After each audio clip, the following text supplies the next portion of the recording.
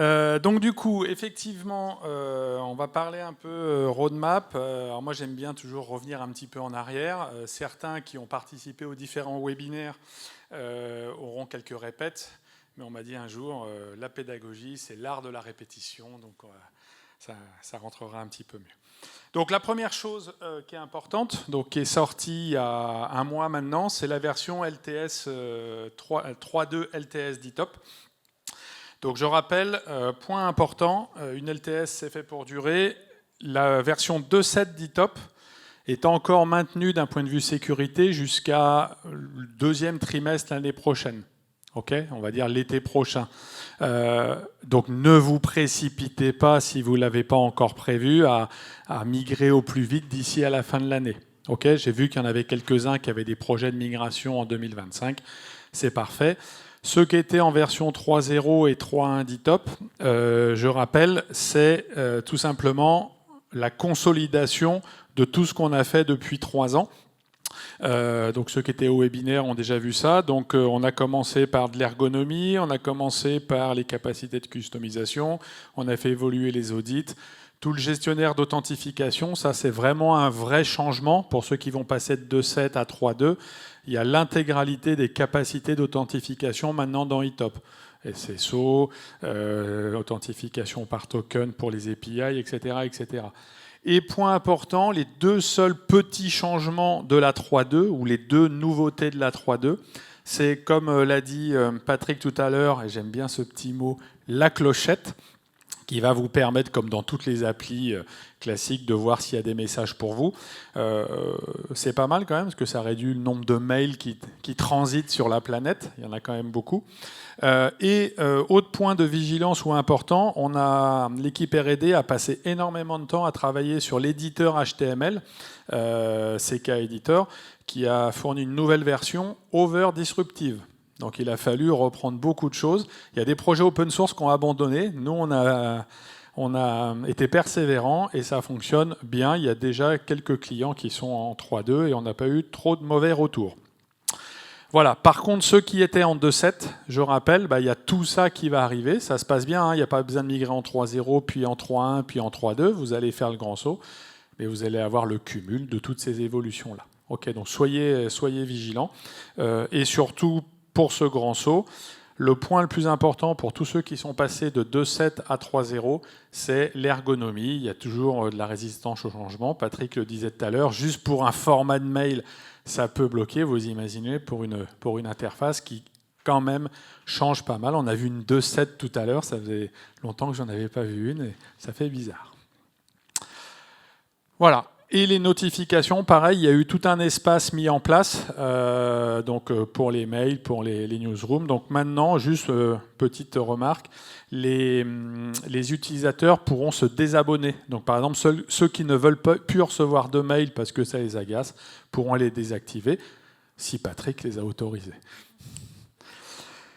Donc c'est une version robuste, c'est un vrai changement par rapport à la 2.7. La 2.7, on avait décidé d'innover de partout, on a mis 6 à 9 mois à la stabiliser, là elle est stable. On a encore quelques petits ajustements, des petits bugs à la marge qu'on a vus, mais c'est quand même très stable et robuste. Et comme vous le voyez, c'est les chiffres d'hier, on a déjà une quinzaine de clients qui sont en 3.2. Okay, il y a une dizaine ou une quinzaine de clients qui ont déjà fait des demandes d'accompagnement à notre support. Donc ça marche bien. On a eu plein d'audits de sécurité dans tous les sens qui nous ont permis de voir des failles. Et je ne vais pas vous mentir, je suis sûr qu'il y en a d'autres. Je vous rappelle que nous, notre priorité, c'est de fixer ça au plus vite. Le designer est prêt. Et point super important, toutes les extensions complémentaires sont déjà compatibles 3.2. Quand on avait sorti la 3.0 et la 3.1, on avait un peu de retard. On avait dit aux gens, attendez, là, c'est tout prêt. Il n'y a plus qu'à. Voilà, donc c'était un petit rappel là-dessus. N'oubliez pas, pour ceux qui ont un contrat avec les partenaires avec nous, de nous contacter. On peut vous aider, on peut vous accompagner. Ça évite de tomber dans des pièges. Pour ceux qui ont fait beaucoup de custo, chez Combodo, donc c'est accessible uniquement pour les collaborateurs de Combodo, mais on a un audit de migration qui vérifie plein de règles, qui permettent d'anticiper tous les problèmes que vous allez avoir si vous avez fait des custos plus ou moins avancés. Et point très important, pour Michel, qui adore faire du PHP, Le vrai problème, c'est pas iTop. Le vrai problème, c'est PHP, puisque du coup, on supporte la version PHP 8 jusqu'au bout, 8.3, et ils ont été beaucoup plus stricts par rapport à avant. Donc ceux qui auraient écrit du code, des règles, etc., vérifiez bien les scénarios, parce qu'ils pourraient ne plus fonctionner, parce que votre code n'est plus compatible avec PHP 8. Voilà. Nous, ça nous est arrivé sur 2 cas d'usage sur notre iTop. On était persuadé que c'était iTop, ben non, en fait, c'était PHP. Okay. Pour l'utilisateur, c'est la même chose. Hein. Pour lui, c'est l'appli qui ne marche pas. Donc soyez vigilants là-dessus dans vos tests. Donc, qu'est-ce qu'on a fait rapidement l'année dernière? Donc, en nouveauté, donc, comme je vous ai dit, 3.2 bêta, 3.2 LTS, donc principale évolution, Lean Newsroom et CK Editor, ici. C'est vraiment important pour nous, les versions bêta.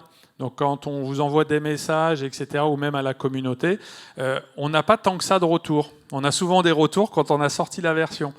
Si on pouvait avoir des retours en bêta, ça serait super. Alors bien sûr, mettez pas une bêta sur la prod, mais ça permet d'ajuster. Bon, bah sinon c'est pas grave, on ajuste à la fin.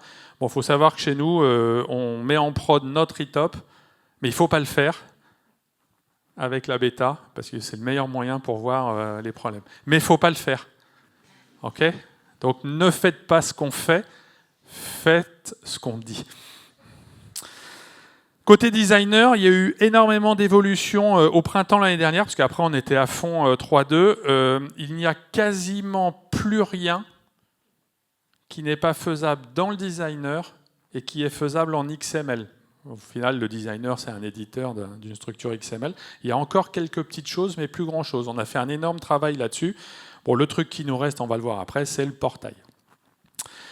Et puis on a fait une version 3.2, je l'ai dit tout à l'heure. Côté extension, il y a un truc qui est important, Michel y a fait allusion. On a sorti au printemps une extension qui s'appelle Software and Release Management qui permet de gérer la partie build. Alors on n'est pas de Jira, je vais être clair tout de suite, mais ça permet quand même pour ceux qui n'ont rien de gérer des bugs, de gérer des milestones, de gérer la mise en production de ces choses-là, de faire le lien avec des demandes utilisateurs. On a encore des idées d'évolution. Nous, ce n'est pas celle-là qu'on utilise chez nous, mais nous, dans notre iTop, on avait fait un modèle et on s'en est inspiré pour faire ça. Multiple Time Zone Display, donc c'est l'extension de Molcobane qu'on a décidé de commercialiser pour nos clients. Ça gère l'affichage dans différentes time zones. Je ne sais pas si ici il y a des gens qui sont sur différentes zones géographiques. Voilà. Et ben en fait cette extension-là, quand vous la mettez, elle affiche les dates, les échéances dans la time zone de l'utilisateur. Ça ne fait pas de calcul de SLA en fonction des time zones, hein, c'est un cauchemar, mais au moins il a des choses dans son fuseau horaire. Ensuite, il y a eu un super travail de Christophe. Donc, le Data Collector Graph, c'est pour tous ceux qui utilisent Office 365 et qui veulent collecter leurs contacts, leurs équipes, etc., piloter tout ça automatiquement, comme vous le faites peut-être avec LDAP, bah, vous allez pouvoir le faire avec cette extension. Donc voilà, ça c'était les nouveautés. Donc bien évidemment, on a passé une énorme partie de notre temps sur la 3.2. Ensuite, en termes de maintenance, puisque c'est une de nos priorités, la maintenance, on a sorti la dernière version 3.0. Je rappelle, c'était une short-term support. Donc la 3.0.4 était la dernière version de maintenance pour ceux qui sont en 3.0. Une 2.7.10 et une 3.1.1. On vient de sortir une 2.7.11 et une 3.1.2, hein, on essaye d'avancer. Et pour votre information, maintenant, quand on sort une nouvelle version d'ITOP, on essaye d'avoir toutes les versions de maintenance en même temps, de manière à pouvoir publier les CVE de sécurité. Donc c'est super important. Et donc du coup, on sort tout en même temps pour ne pas retarder la publication de la CVE, parce que si on sort d'une version et pas l'autre, et qu'on publie la CVE, il y a potentiellement un risque dans votre ITOP. Voilà, on ne va pas dire aux pirates avant d'avoir corrigé le problème. C'est assez classique. Côté extension, on a fait évoluer une extension, donc l'authentification SSO à partir d'OpenID et OAuth. On l'a fait évoluer par rapport à pas mal de demandes sur ce qu'on appelle l'aspect multi-tenant. Parfois, on a plusieurs fournisseurs d'identité. On veut pouvoir switcher de l'un à l'autre. Avec cette nouvelle version, c'est faisable. On peut aussi customiser et relabelliser les boutons comme on le veut. On utilise une librairie qui faisait ça en dur. On a permis de faire évoluer tout ça. Donc ça marche assez bien. Donc par exemple, s'il y a des fournisseurs de services ici, que vous avez, vous branchez sur les fournisseurs d'identité de vos clients. Alors, eTop ne le fait pas automatiquement, mais vous pouvez vous faire une page HTML avec les pointeurs de chaque fournisseur d'identité, et le gars va cliquer dessus, il s'authentifie, il arrive dans eTop. OK ? Ça marche assez bien. Et l'autre truc qu'on a fait évoluer, et tout ça est intégré dans la version 3.2 Professional, c'est le système de notification d'invitation calendaire, qui permet de synchroniser des événements eTop avec les calendriers à Outlook, comme vous voulez. Ça utilise le format iCal. On a fait évoluer quoi ? Avant, ça ne faisait que de la création. Donc, je sais pas, je planifie un changement, je crée une entrée dans mon calendrier, il y a un changement de telle date à telle date. Oui, mais si on change la date du changement, ça serait bien de bouger dans le calendrier. Maintenant, ça le gère. Et si on annule le changement, j'aimerais bien le supprimer de mon calendrier, ça le gère. Donc ça gère l'ajout, la modification, la suppression.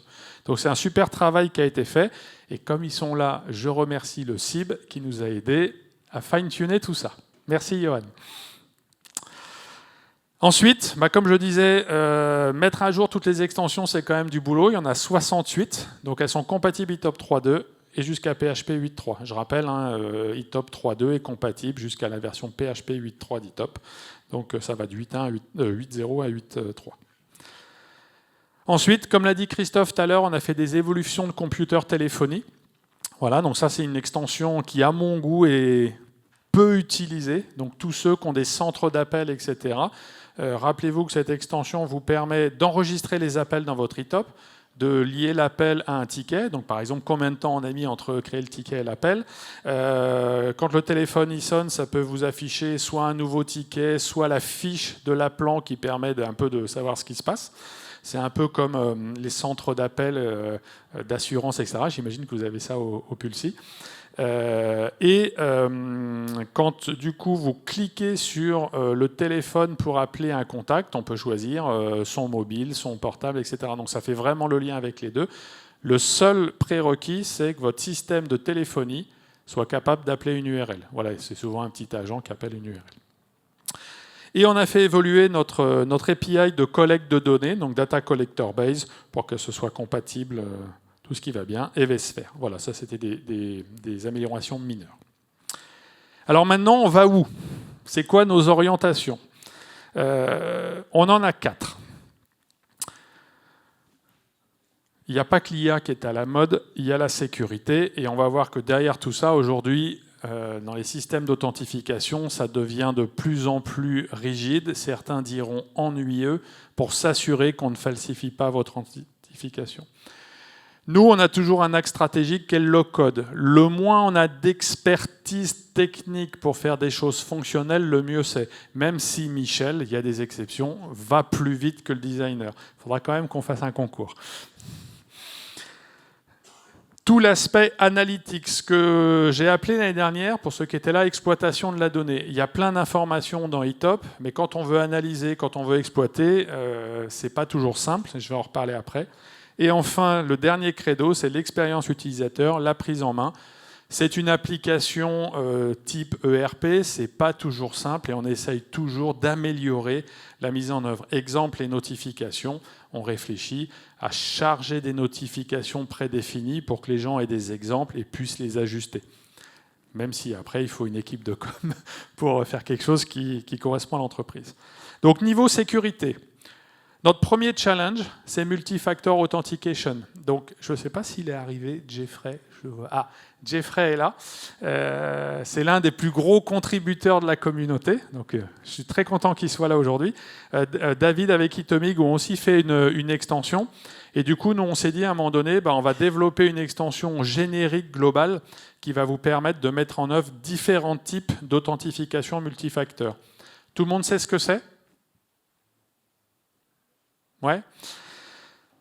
C'est quand on vous envoie un SMS avec un code pour mettre le truc. C'est l'un des exemples. Donc nous, ce qu'on a prévu là, et il y a Olivier dans la salle qui est là, qui travaille activement dessus, c'est de faire 2 modules. Un module qui sera purement communautaire avec les authentifications classiques, email, TOTP, etc. Et un module qui sera juste professional avec des authentifications plus liées à des devices externes, des badges, des smart card readers ou des choses comme ça.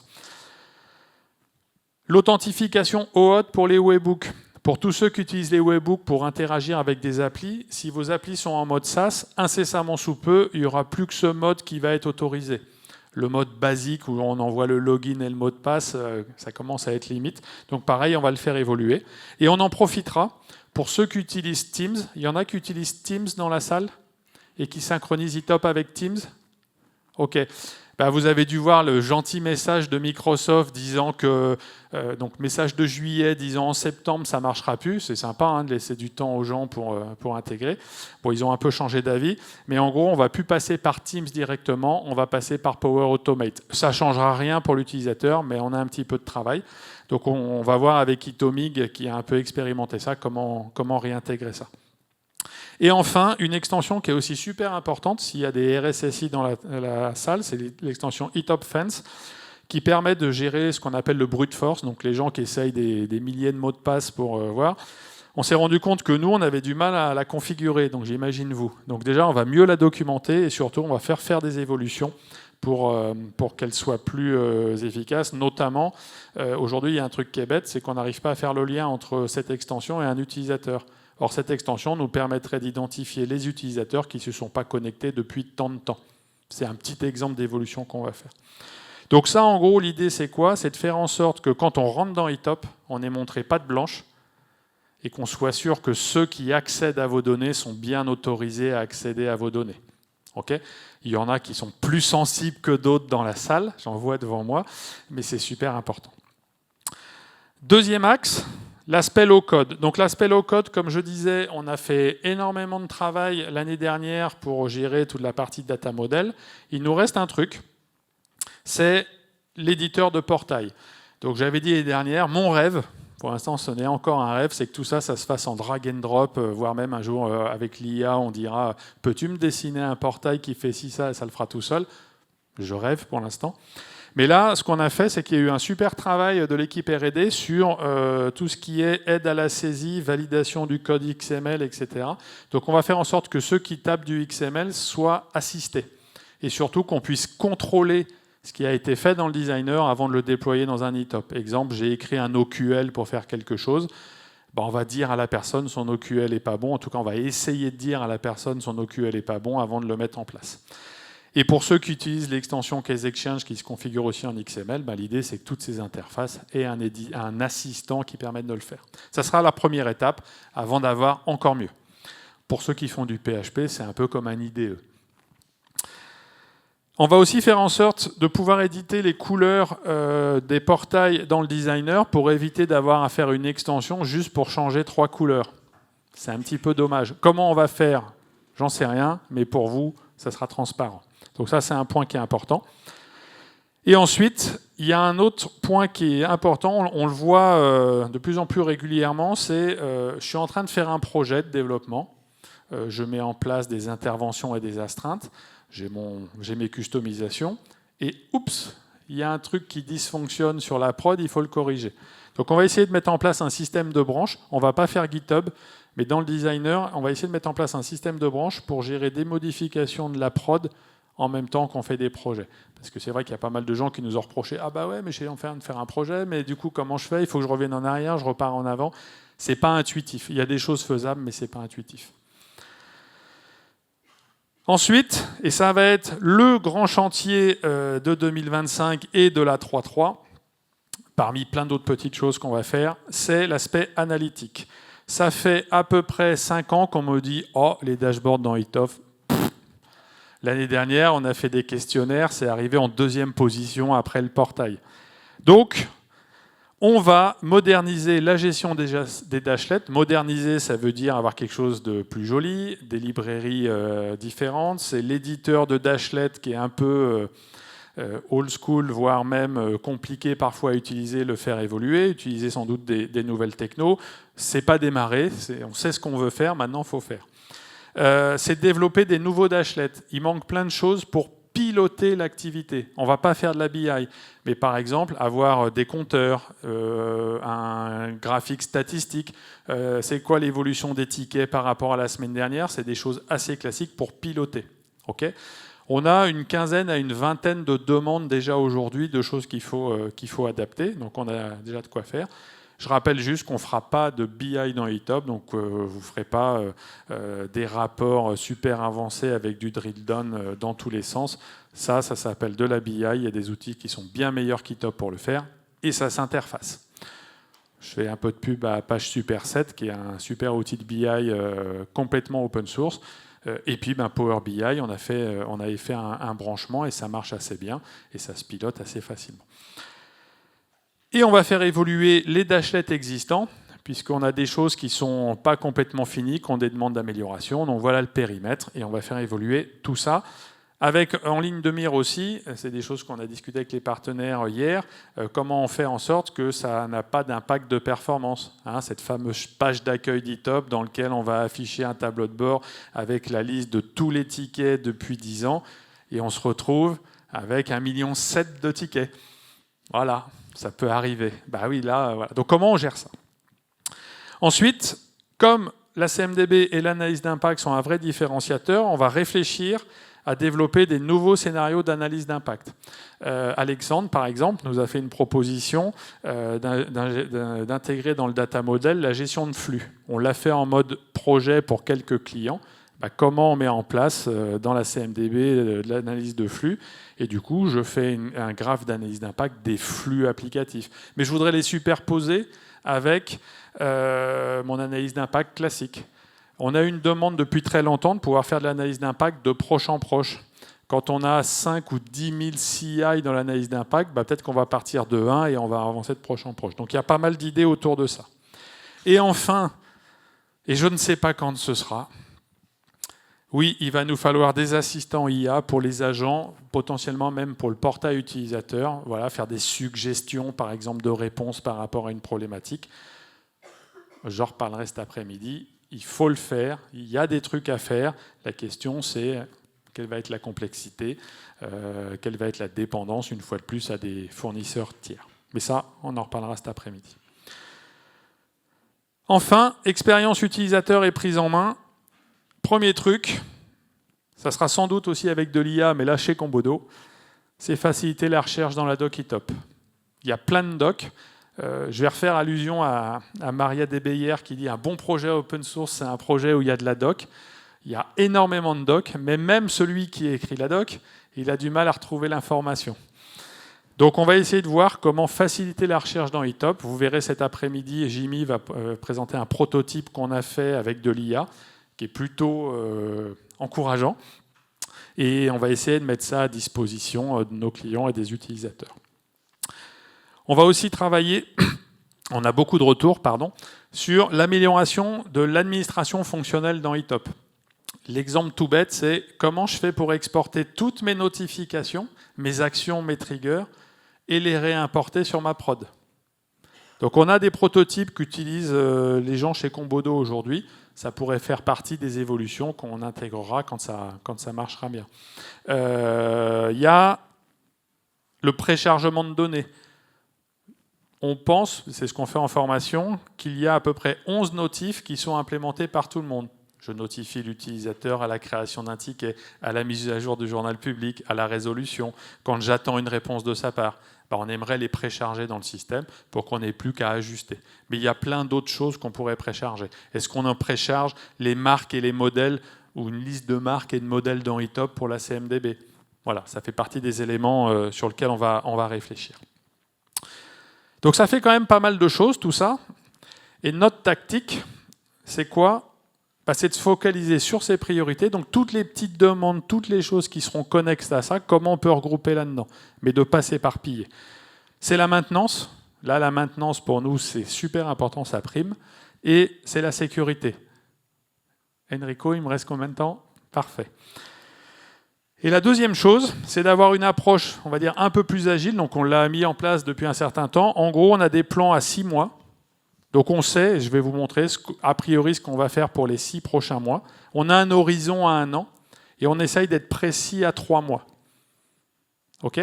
Donc c'est l'occasion pour moi d'ailleurs de remercier Alex, qui était notre PO, donc vous avez entendu tout à l'heure, maintenant qui va plutôt s'occuper de l'avant-vente chez Combodo, et de vous... Est-ce qu'il est où ?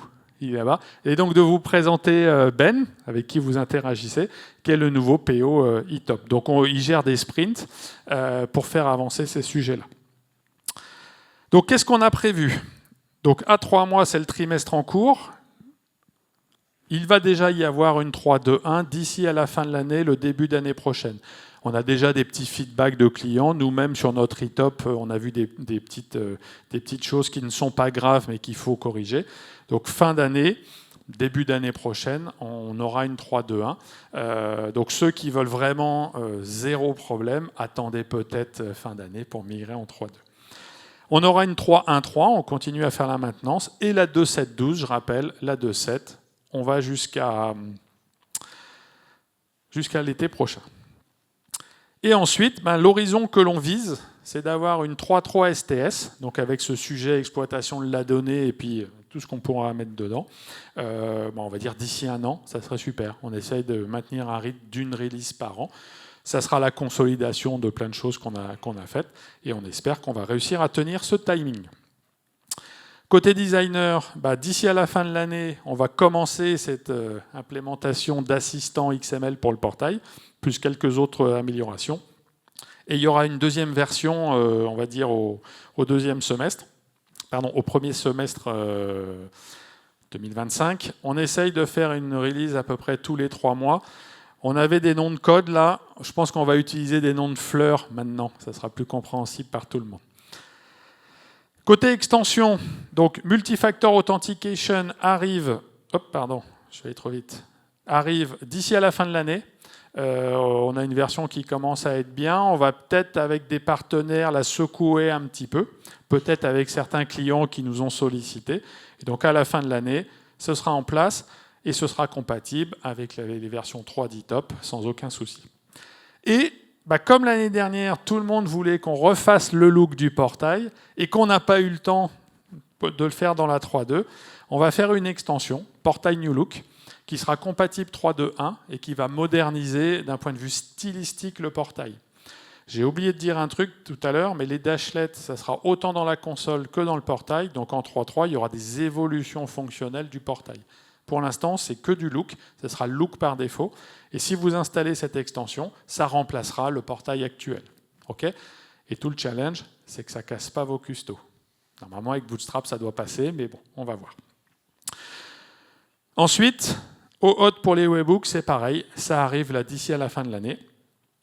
Et Global Demand, qui est notre extension qui permet de faire des demandes sur plein de services, etc., etc. On a eu pas mal de demandes de clients pour faire évoluer sa flexibilité. Aujourd'hui, elle avait une logique de configuration. On va rajouter pas mal d'informations et on fera un petit webinaire où on expliquera là-dessus pour faire en sorte qu'on puisse ajuster, changer les règles qu'on a fait.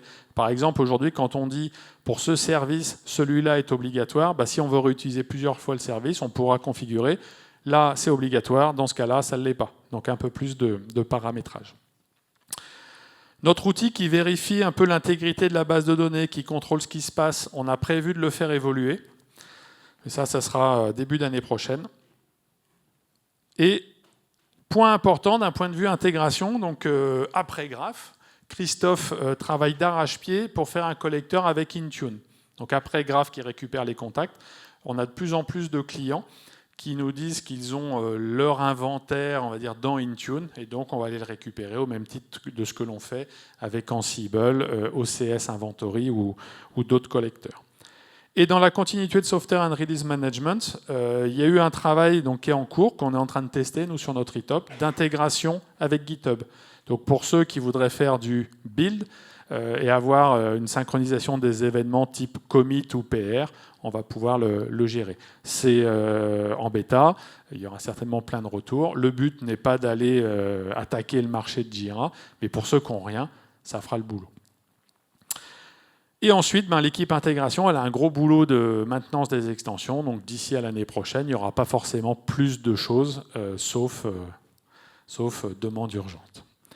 Donc voilà grosso modo ce qu'on va faire là dans les 3 à 6 prochains mois, avec comme perspective d'avoir 7.3.3 et des super dashlets, comme j'ai l'habitude de dire en interne, qui déchirent leur race. Voilà, je l'ai casé, j'ai gagné mon pari. Est-ce que vous avez des questions ? Salut Erwan, c'est Quentin. Dans ta dernière morceau de slide qui est arrivé, tu as parlé d'une intégration avec GitHub. Est-ce qu'il y aura également cette brique ? Est-ce qu'elle serait compatible GitLab ? Alors, on est en train de voir, on a imaginé un moteur générique. Il n'y a pas malheureusement Axel aujourd'hui. Il y a un moteur générique qui potentiellement peut faire plein de choses. On va déjà regarder avec GitHub, on verra après. Si besoin, on l'utilise. Ok. Ah, il y a Christophe qui veut... Oui, Christophe, c'est lui qui développe, donc il va peut-être pouvoir te dire. Merci pour la présentation. 2 questions. Sauf erreur de ma part, aujourd'hui, avec un compte utilisateur eTop, on est en capacité de réaliser une seule transaction. Et pour notre part, on a dû créer un système de pooling qui permet de pouvoir faire plusieurs transactions quand on veut créer, par exemple, des tickets simultanément, ou plutôt en parallèle. Est-ce que vous avez prévu de faire évoluer cette partie-là et qu'un compte de service puisse enfin faire 100 actions, par exemple, en parallèle en moins de 30 secondes ? Alors, pour l'instant, non. Je découvre même le sujet. Mais on travaille... donc, tu parles transaction MariaDB ? Non, vraiment côté appel API, puisqu'on a fait des benchmarks et on s'est rendu compte qu'en fait, le côté, tu parles de l'API. Oui. J'appelle l'API et je crée. On n'a pas encore réfléchi sur le sujet. Donc pour l'instant, on fait des appels les uns après les autres. Je sais que vous... Hardis, voilà. Je sais qu'il y a eu le retour. On a eu peu. Donc pour l'instant, c'est pas priorisé. D'accord. Et seconde question, il y a des sujets qui vont être intéressants sur l'IA, mais je ne pense pas que je viendrai à la présentation cet après-midi.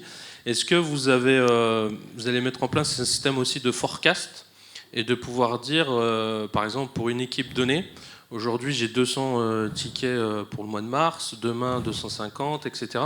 Et de se dire, finalement, dans 3 mois ou dans 6 mois, vous atteindrez à peu près 1000 ou 1200 tickets, et donc aussi un peu anticiper en disant j'ai besoin de plus de personnes sur cette équipe-là, parce qu'en fonction des services, des éléments de service, etc., pouvoir calculer, faire un forecast et imaginer peut-être un système de reporting qui permettrait de se projeter à l'avenir. Et j'arrête sur mes questions, puis j'en ai plein d'autres. Non, mais donc le use case est intéressant. Donc d'un point de vue IA, ça fait partie des use cases que l'IA peut potentiellement adresser, si tant est qu'on arrive à bien traiter la donnée en amont. Discussion tout à l'heure, parce que la difficulté, c'est la donnée en amont. Après, un forecast, potentiellement, ça peut être un dashlet qu'on a en place, puisqu'il y a, mathématiquement parlant, plein de régressions linéaires que l'on peut faire pour faire ça. Donc ça pourrait être un dashlet. La question, c'est où on s'arrête. Mais là, on a un cas d'usage d'exploitation qui peut être intéressant. De l'anomalie détection sur les tickets. Pardon ? De l'anomalie détection sur les tickets. Qu'est-ce que tu entends par anomalie détection ? C'est-à-dire que, par exemple, je vais avoir des demandes de création, enfin plutôt des demandes incidents ou de la création de tickets automatiques, je ne sais pas, par exemple pour 10 tickets par jour. Habituellement, je suis à peu près sur ce nombre de chiffres. Et je me rends compte que là, je passe à 50 ou 70. J'ai donc un comportement anormal par rapport à la situation habituelle. Alors ça, typiquement, parmi les dashlets qu'on a commencé à expérimenter, on a un dashlet statistique. C'est un compteur qu'on compare à une référence. Donc par exemple, moi aujourd'hui, dans notre eTop, parce qu'on a quelques prototypes, j'ai un dashlet qui me permet de voir, par exemple, si le nombre de tickets de cette semaine est en pourcentage beaucoup plus fort que la semaine d'après. Ça ne génère pas une alarme, mais je peux le voir visuellement. Donc ça, on pourra le faire. Merci. Est-ce que tu pourrais nous en dire un peu plus sur le collecteur Intune, comment on va pouvoir l'utiliser Est-ce que ça va être mis à disposition via une extension ou, voilà. Je vais laisser Christophe répondre, ça sera plus simple, puisque c'est lui qui le fait. Alors en fait, Intune, c'est un peu la suite logique de Graph, puisqu'on utilise la même API pour aller chercher la donnée. Et dans Microsoft,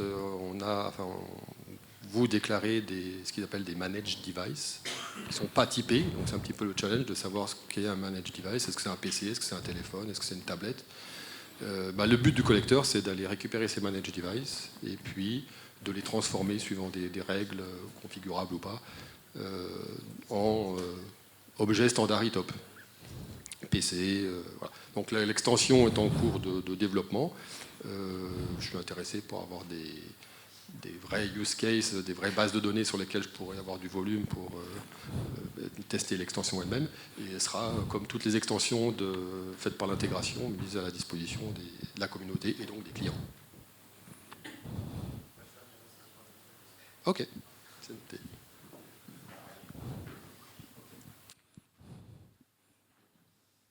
D'autres questions?